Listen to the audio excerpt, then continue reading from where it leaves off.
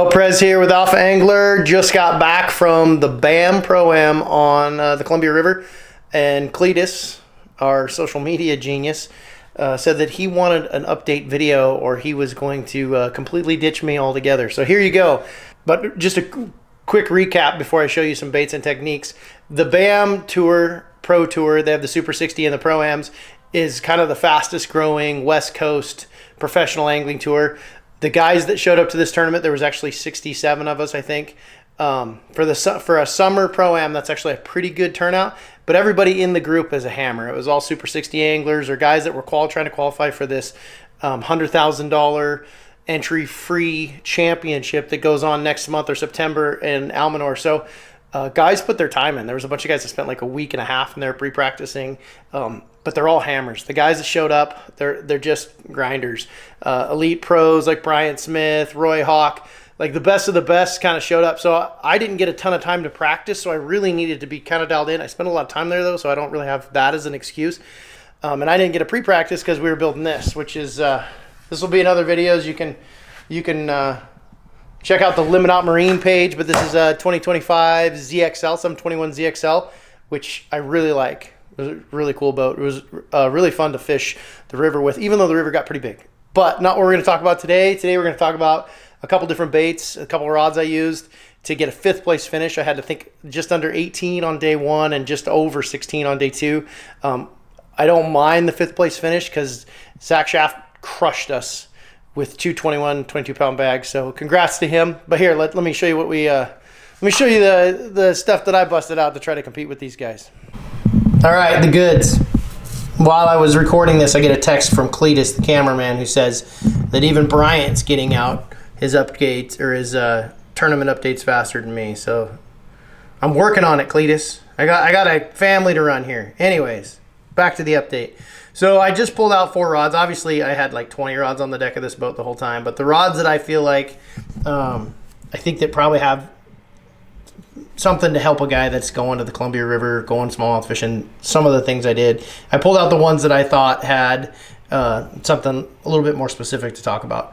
The easiest rod to talk about is just the heavy, and I mean heavy, like the heavy swim bait. The reason for that is right now in July, there's still a lot of schooling going on. And so this is actually rigged to a custom. We called it the Blackout Vader, the Blackout Vader. It's just a Vader that we blacked out, kind of a cool custom idea because we wanted to match it to this Blues Custom Light, Custom Pro, which absolutely bombs this 1/2 ounce 3/8 a mile. And that's what you want to do. You want to throw as far as you can. A lot of times the schools won't pop up, or the bait busting won't pop up or happen anywhere close to where you're standing, so you need to be able to throw it. I swear I could throw this thing 180 feet.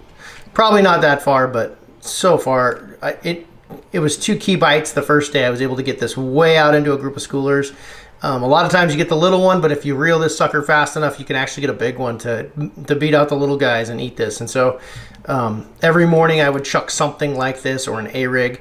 But the idea behind this is you got to launch it. So 7.3 medium heavy, Blackout Vader.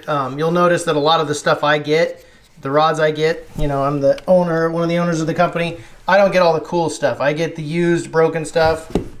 But I did get, this was a cool one that I got to keep, the Blackout Vader. We do customs, so it's just a standard Vader, no color. But back onto the trend of Jake getting all of the test prototype broken stuff. This is a prototype carbon handle, but it's just a DSR. The carbon didn't mesh well, and so I just used electrical tape. But being straight up and honest with you, it's a DSR with a prototype handle. We tried, people asked why don't we use different handles. This one we made 4 or 5 of them, and guys just preferred our original design. But so that's what I get. I don't get nice new stuff. I get the, hey, guys didn't like that, you can use this. But this was a really key rod for me during the week, especially when I got tough, because even though I could see fish and I could see rocks and boulders and grass lines, they really wouldn't bite well. And the trick to the DSR, or the only trick I would tell anybody after that tournament, is I use this very specific, hopefully that zooms, come on, zoom in there. Actually, I'll show you what it is. It's these, and I stole them from Polinick.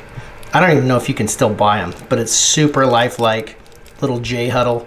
It's got a little kicky tail on it. I put it on a 3/8 ounce weight, and I would literally drag it as slow as I could to get them to bite. It was such a tough bite.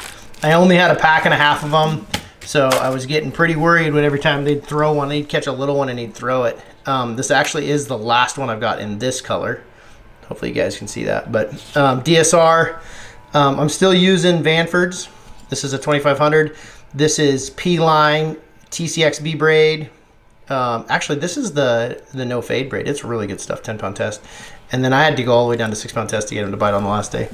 But definitely like a really realistic looking bait. There's a couple different brands. See if I can get that to zoom. I went as lifelike as I could. I wasn't going to go down to 4-pound test. You know, shouldn't have to do that. These fish are so strong they'll break 4-pound, I think. But cool. DSR. Prez gets all the busted stuff. This is an obvious one, I think, for anybody that is paying attention to what's going on in the world today. Guys are throwing a Sakamoto shad. The key to this one is I threw it on a lightsaber, another Vanford, but I use the heaviest weight we make. This is the 8-gram shaker head, big hook.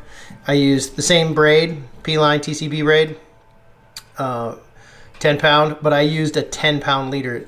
The reason for this is once the sun hit the water and there was more light to the water, but they were still a long ways away, I want to make a long cast and I want to work the bait really, really fast. But I needed to work it like 5-8 feet down. So you lock your drag down with this setup and you put on a heavy weight and you put on our hook. Use the shaker heads because they have this big river hook in it. Special hook just for really setting the hook hard on them and driving that and getting a lot of hook in the meat of their mouth because they jump so stinking much and it's hard to keep them hooked up.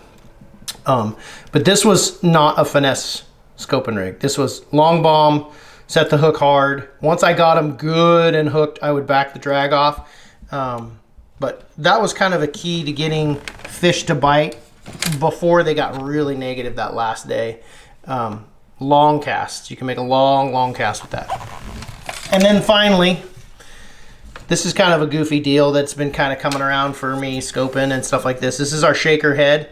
This is a 6-gram shaker head. Same big awesome hook. You can see it, obviously you can see it good on the scope. This is the shaker. Same line setup, and this has got 8-pound test on it. But the reason for the green pumpkin is, you'll notice, I'll actually show you guys.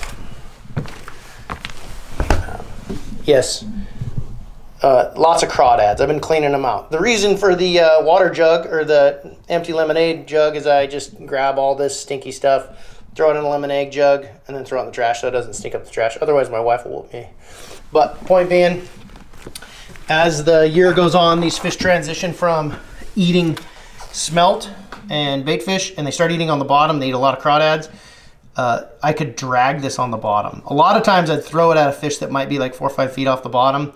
If they didn't come up and try to grab it, I just let it go to the bottom and drag it slow. So I think I probably caught my 2 biggest fish doing something similar to this the last day. Just kind of that change to the technique. They're getting wise to everything we're doing, so you got to stay a little bit ahead of it. Like, you got to try different goofy, dumb things. But those are probably the 4 setups: DSR, shaker, lightsaber, and the Blackout Vader. Anyways, good tournament, tough group of guys to fish against.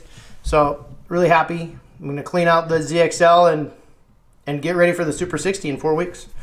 Hope you guys enjoyed this. alphaangler.com is, you can actually get the nice version of all this stuff, not the busted Prez versions, but you can get yourself a DSR, without all the goofy stuff. Thanks for watching, guys.